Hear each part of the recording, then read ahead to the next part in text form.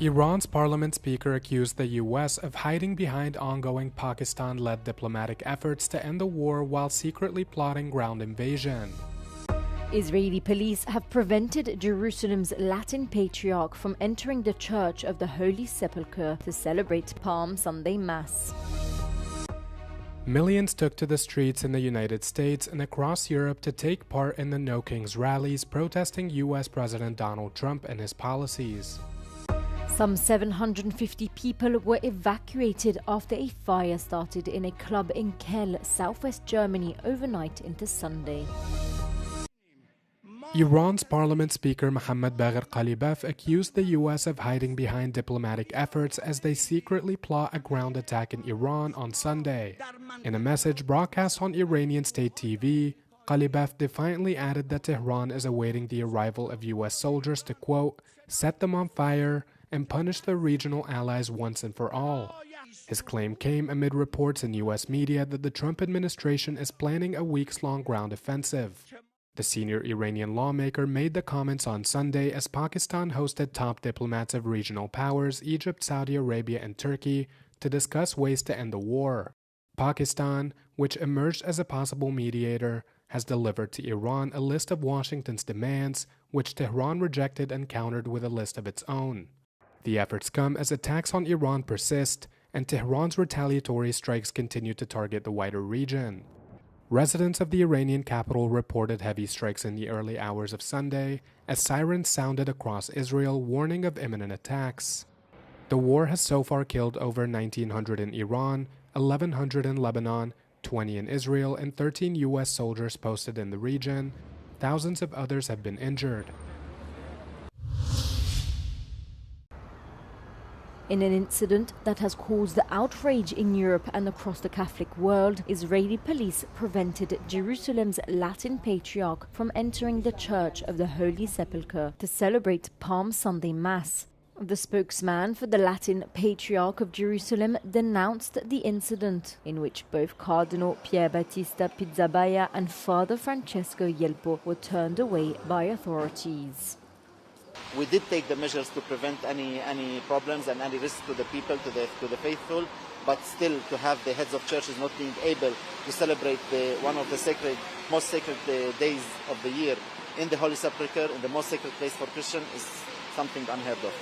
Reactions quickly poured in from Europe and the Catholic world. Italy's foreign minister said he had summoned Israel's ambassador over the incident, while French President Emmanuel Macron called the incident alarming. Since US and Israeli strikes on Iran sparked the war last month, Israeli authorities have banned large gatherings, including at synagogues, churches and mosques. The Israeli government said the measures were in place to protect people from potential Iranian missile strikes in the area. Millions of people took to the streets across the United States to participate in the more than 3,100 protests taking place against US President Donald Trump. The rallies denounced what they described as an authoritarian style of governance by the incumbent administration, their immigration stance, climate change denial, isolationist foreign policy, and now the war in Iran. In New York, thousands gathered to protest against sweeping immigration raids carried out by ICE and called for their abolition. The rallies even featured a surprise cameo from New York native and Hollywood giant Robert De Niro. Protests also took place in the capital, Washington, D.C., where hundreds gathered near the White House demanding Trump's ouster. It's the third time in less than a year these protests, part of a U.S. grassroots movement called No Kings, take place. The demonstration spread across the pond, where thousands of Americans abroad and locals took part in rallies across Europe. In Paris, protesters called for an end to Trump's, quote, reckless, irresponsible, and endless wars. And in the Italian capital, thousands marched calling for respect of international law and demanding a world free from wars.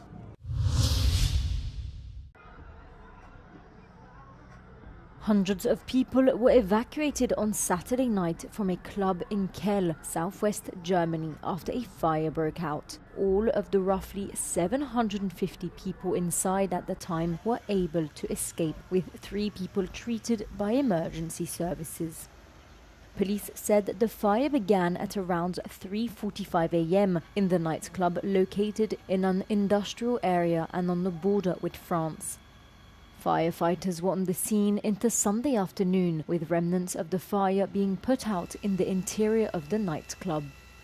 City authorities said the damage was so extensive that most of the building had to be torn down.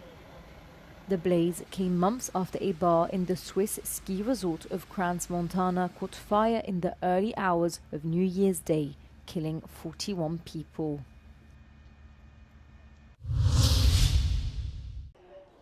A man in his 30s has been arrested after ramming his car into pedestrians in the UK's central city of Derby, injuring at least 7 people. Authorities said the injured suffered serious but not life-threatening injuries. The suspect was arrested on suspicion of attempted murder, causing serious injury through dangerous driving, inflicting grievous bodily harm with intent, and dangerous driving. Interior Minister Shabana Mahmood said she believes there is no longer a danger to the public following the suspect's arrest. Millions of people took to the streets across the United States to participate in the more than 3,100 protests taking place against U.S. President Donald Trump. The rallies denounced what they described as an authoritarian style of governance by the incumbent administration, their immigration stance, climate change denial, isolationist foreign policy, and now the war in Iran. In New York, thousands gathered to protest against sweeping immigration raids carried out by ICE and called for their abolition.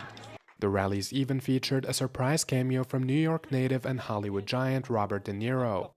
Protests also took place in the capital, Washington, D.C., where hundreds gathered near the White House demanding Trump's ouster. It's the third time in less than a year these protests, part of a U.S. grassroots movement called No Kings, take place. The demonstration spread across the pond, where thousands of Americans abroad and locals took part in rallies across Europe. In Paris, protesters called for an end to Trump's, quote, reckless, irresponsible, and endless wars. And in the Italian capital, thousands marched calling for respect of international law and demanding a world free from wars.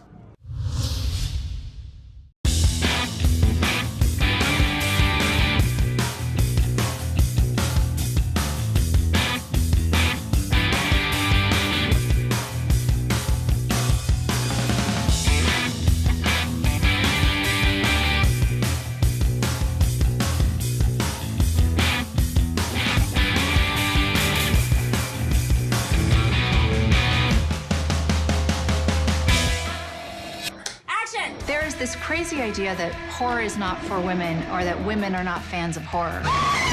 There's a whole tribe of women who are just so into it. Women practically invented the horror genre. There's some deluded idea that talking about gender and horror is somehow a contemporary phenomenon. It's like, sit down, little boys, the grown-ups are talking. We're expected to behave certain ways in real life, but in horror films, no holds barred. I've always just loved horror from a very inappropriately young age. It still gives me goosepimples. We have a lot of fears that we want to talk about. Horror is the critique of society, but you do it with zombies. I love challenging the idea of what it means to be a good mother. Women make horror movies. That's what I want to do.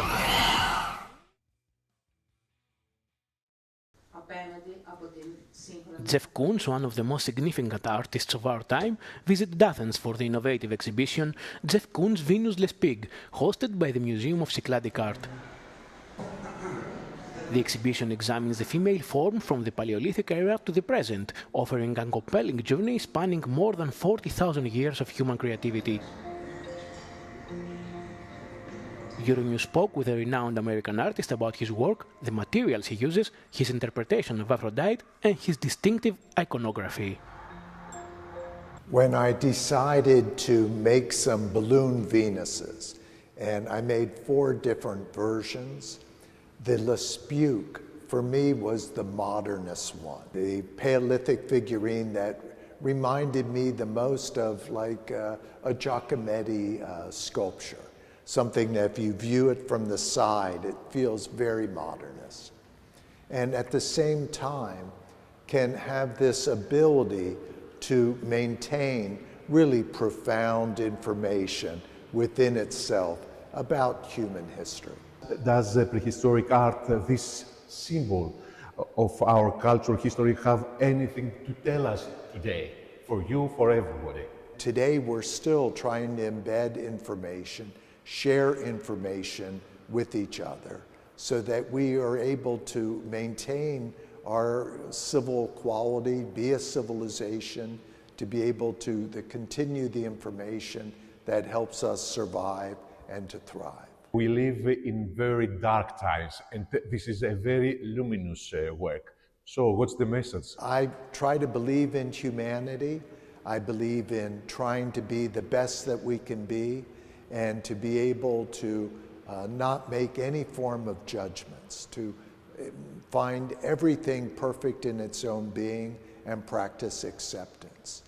In the long run, we're here speaking about an artwork and other artworks that exist from the past, but they're only objects. What we really care about are being able to accept ourselves as individuals and our ability to accept other people for the individuals that they are. That's what's really relevant to us as human beings, to be able to accept each other.